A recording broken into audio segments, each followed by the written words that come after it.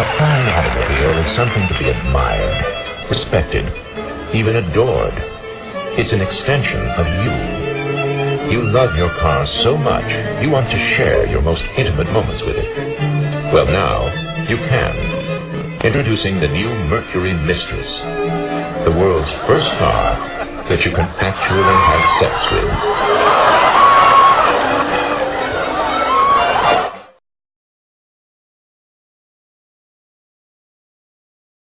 As a part of our pop culture, sexuality has been a prominent way in which products, ideas, and concepts have been sold. Especially in the advertisement and selling of cars, hypersexuality has been wildly successful to sell ideas associated with luxury, thrill, excitement, happiness, and desire. We hypothesize that car advertisements have become more sexually influenced in a different way than in the past, while additionally transforming to appeal to different audiences. This combination of incorporating sexually appealing imagery and concepts in advertisements while attempting to appeal to adverse groups is what we will study. These audiences can mainly be identified as youth and young adults and young couples, as opposed to married and elderly couples and young families, though it may also be worth exploring the difference between what men and women think of sexuality and advertising in our changing times. For me, a woman in a bikini on top of a car, or Paris Hilton eating a hamburger on top of a car is not the way to appeal to the sexy side of the car driving Dr. Strangelove. You need to work harder than that. As stated by Kimmel in The Gender of Desire, the researchers of sexuality in advertisements have also demonstrated that the main fantasies of men and women do differ. Men often dream of adventure, meaning lots of sex, multiple partners, their own agency, and sometimes domination of others. Women often fantasize about romance, meaning a loving partner, moments of tenderness and togetherness, pleasant and aesthetic surroundings, commitment, and receptivity. Therefore, it has been and continues to be the role of advertisers to key into these fantasies in order to appeal to diverse audiences. It is important to understand these concepts from an academic perspective to truly conceptualize their meaning, which we will describe in further detail.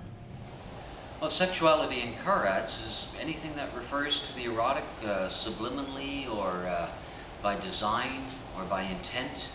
And cars are designed to be sexy in many ways. Sometimes they're designed to be angry and mean. It's not a universal thing.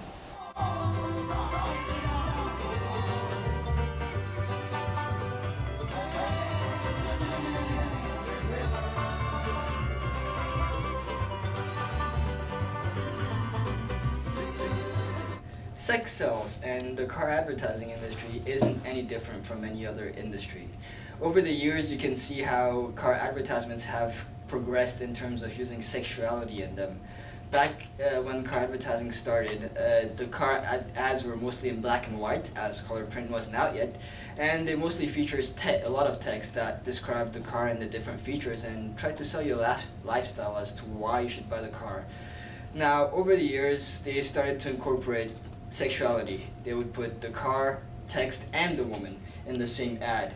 This was to try and appeal to sexuality as they did in most ads. Of course, as time went on, society became more and more accepting of this kind of advertising, so it evolved even more, and different companies started to push the boundaries as to how far they could take this. Now, the car ads don't even involve the cars. You just have the woman, and that's pretty much it. Woman, no car, and a lot of sexuality involved. And of course, this isn't the case for every car commercial you're going to see out there. It depends on the car. If you're trying to sell a minivan, it's not going to be the same as if you're trying to sell a Bentley or a Mercedes or a BMW, because the target market isn't quite the same. And it's also going to vary by country. In certain countries, they're a lot more open to nudity and the likes, so the ads will be a lot more sexual than you will find in certain other countries. But you can clearly see that over time there is an evolution in the use of sexuality and how it's evolved to being a lot more open. Yeah, the use of sex in car ads is now very explicit. You have to go to Europe to see the explicitness of it. There was just a decade ago that a major voice in the industry said the use of babes to sell cars is over. We're not doing that anymore. And it was a complete falsehood, or he completely misread it. Sexuality in car advertising is just like sexuality in all of the other areas. It just gets more and more, the themes of car advertising follow along the themes of the pornographic. You know.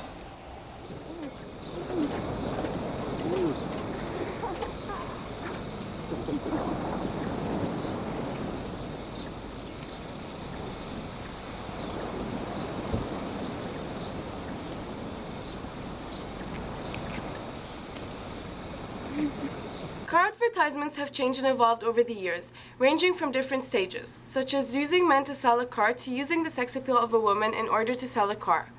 In advertising, it is much easier to grab the attention of a male viewer than a female viewer. Therefore, by just using a sexy image of a woman's body, a man can be convinced that if he were to buy the product, in this case the car, he would then be able to have the woman as well. By the end of the 1940s, car ads slowly began to get more creative, and slowly women began to get involved. We notice in the Ford advertisements of 1949 how they are not only introducing females into the advertisements, but they are also trying to make the male figure feel powerful through using slogans such as "Ride like a king and a monarch." Slowly then, the car advertisements started to evolve and become more creative and sexual. According to Hayakawa and Anne-Marie Berry's book, Visual Intelligence, Perception, Image, and Manipulation in Visual Communication, by the end of the 1950s, the automobile industry had decided that transportation was only a secondary reason for buying a car, and that its primary function was to allay men's sexual anxieties. The 1960s was a turning point for car advertisements. It was where we began to see more desire and affection in the ads. The advertisements at that time began to relate buying a car with marriage and love. Therefore, this goes back to how the ads are used to convince a man that by buying the car he will thus have the woman. Therefore, cars since then have become associated with females, and nowadays we tend to see how the ads have vastly become more sexualized and thus portray the eroticization of women. Therefore, as concluded by the three authors, Peter Nagins, Constance Hess, and Bas van Den in their book, Content and Media Factors in Advertising, there seems to be a positive relationship between sexual self-schema and advertising responses to commercials which portray the sexual imagery of females, including attitude towards the ad, brand interest, and the intention of purchasing the product.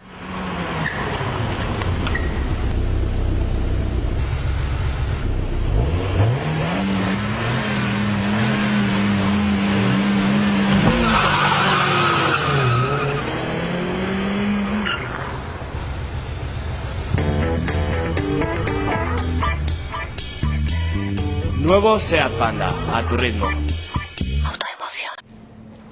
So what's the first thing that pops in your mind when you hear a car show? Do you think about the vehicles, or do you think about the women? I mean, it's 2011, sex sells.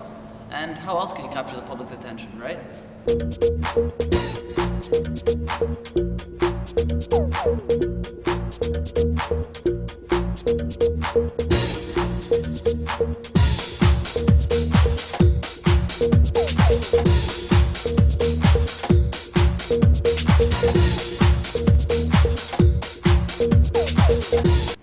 All this sexuality is so easy to display, but what people don't realize is that women are being portrayed as sex objects, which is very insulting to human nature.